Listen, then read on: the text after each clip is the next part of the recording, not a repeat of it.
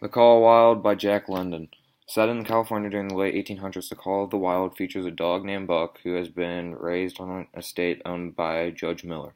Buck is a big dog, part Saint Bernard and part Scotch Shepherd. He views himself as a prince of the estate, above Judge Miller's dog. Buck goes on ship to the Northland city of Dia. On shore, Buck sees a husky and other dogs kill a new canine arrival, and Buck quickly realizes there is no fair play in Northland. Either kill or be killed. Buck is placed on a team of 8 dogs, including Spitz as the leader, and the team pulls a sled across the snow-covered terrain toward the town of Dawson.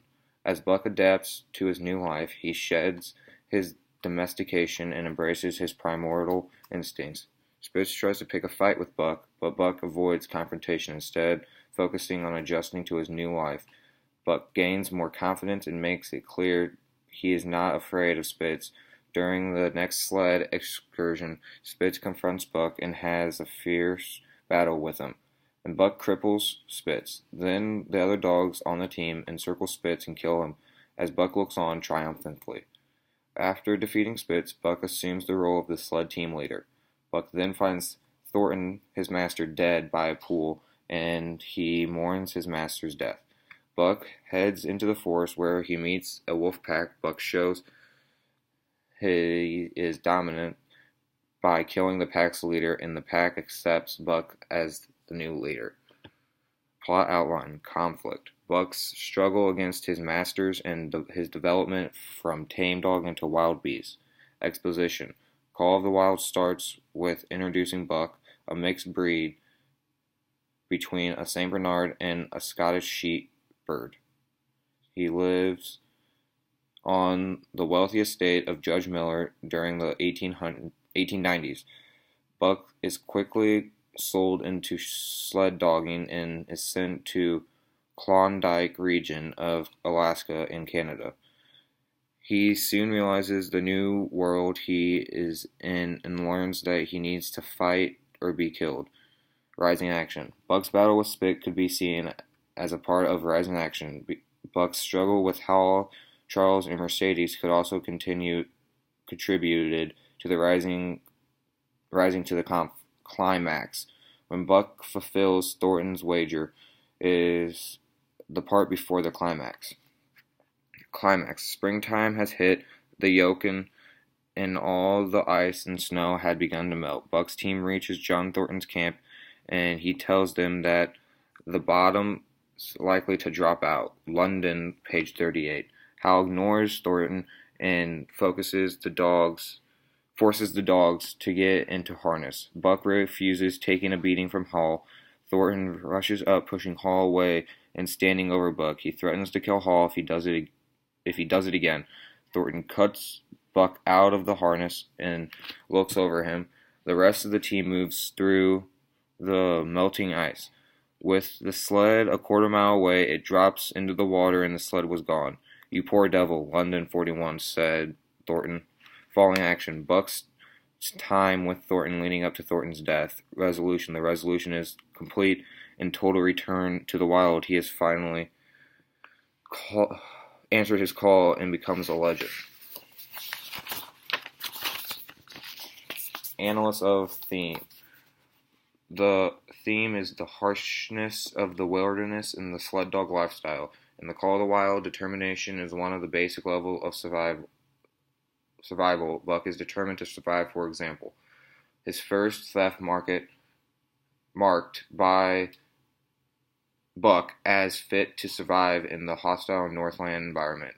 It marked adaptability, his capacity to adjust himself to changing conditions. He also had to prove to be a leader. For example, he was raging at the head of the pack, running the wild thing down, the living meat to kill with his own teeth and wash his muzzle to the eyes in warm blood. Characters. Buck is the protagonist. The men with the clubs, the wilderness, Spitz are the antagonists. The judge, the man in the red sweater,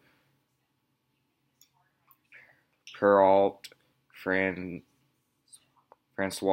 are minor characters. The Judge is a static character. Buck is a dynamic character. Characterization: Buck, a powerful dog, half Saint Bernard, half Scotch Shepherd, who is stolen from a California estate where he ruled and sold as a sled dog in the Arctic. Buck gradually evolves into a fierce, masterful animal able to hold his own in a cruel kill-or-be-killed world of the North. Though he loves his final master, John Thornton, he feels the wild calling him away from civilization and longs to reconnect with his primitive roots of his species. The plot. Set in California during the late 1800s, The Call of the Wild features a dog named Buck who has been raised on an estate owned by Judge Miller. Buck is a big dog, part Saint Bernard, part Scotch Shepherd, who views himself as the prince of the estate, above Judge Miller's dogs. Then one of Judge Miller's servants secretly sells Buck to a stranger. The man puts Buck in a crate and ships him to Seattle, where another man disciplines Buck by beating him with a club. Buck grows angrily at the mistreatment. Next, Buck goes by ship to the Northland city of Dia. On shore, Buck sees huskies and other dogs kill a new canine arrival, and Buck quickly realizes there is no fair play in the Northland. It's either kill or be killed. Two men, Francois and Pierrot, buy Buck and add him to their dog team. Buck learns how to pull a sled and how to sleep by digging in a nest in the snow. But he also learns to distrust and hate the leader of the dog team, a ferocious dog named Spitz. Francois and Pierrot place Buck in the team of 8, including Spitz as the leader, and the team pulls a sled across the snow-covered terrain toward the town of Dawson. As Buck adapts to his new life, he sheds domestication and embraces his primordial instincts. Spitz tries to fight Buck, but Buck avoids confrontation, instead focusing on adjusting to his new life. One night, ravenous wolves attack the camp and devour all the food. Francois and Pierrot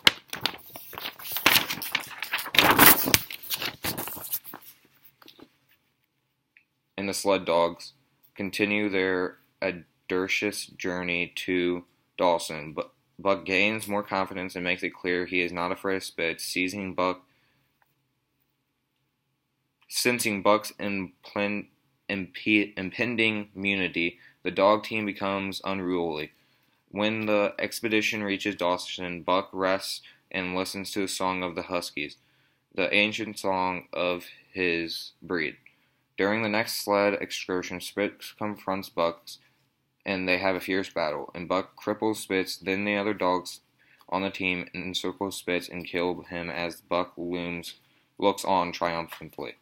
After defeating Spitz, Buck assumes the role of sled team leader. Buck proves to be an excellent leader, disciplining the dogs as needed. When Francois and Pierrot get a new assignment, they hand over the dog team to a Scotch half-breed who must deliver a heavy load of mail to the north. During the night, when Buck gazes at the fire, he has a vision of a primitive man who is afraid of the dark. In Skagway, Alaska, Buck and his dog team are sold into two inexperienced men named Hal and Charles, along with Charles' wife Mercedes, who is also Hal's sister.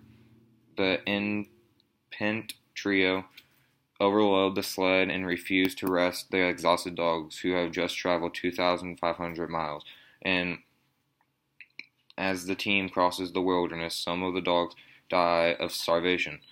Although they detest the new humans, Buck works hard as he can, but he too becomes exhausted. Eventually, the expedition makes it to the camp of John Thornton, who warns them that the bottom of the trail is falling out because of melting ice. Hal ignores the advice and beats Buck to get him to stand up. Enraged, Thornton shoves Hal away and cuts Buck loose.